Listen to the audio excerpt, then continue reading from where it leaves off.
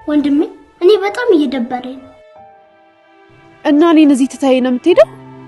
ይቅርታ ከአቅሜ በላይ ስለሆነ።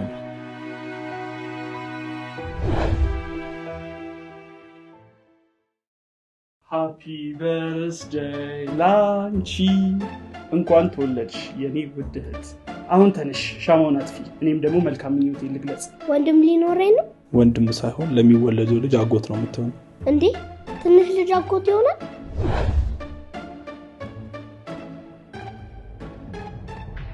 ይህን ስራ ካላቆምነው ልጁን አስወርደዋል። እንዴ እየቀለድሽ ነው? ሰላም ኢንስፔክተር፣ እንዴት ነህ? በሰላም ነው? ፈቃድን ሳጨርስ ተመልሰህ መጣ። ወደ ስራዬ ቶሎ መመለስ ፈልጌ ነው። አሁን ልጄን እስር ቤት እንዳሳድግ ተፈርዶብኛል እኮ። ማን ነው? ሳሙኤል ባራኪ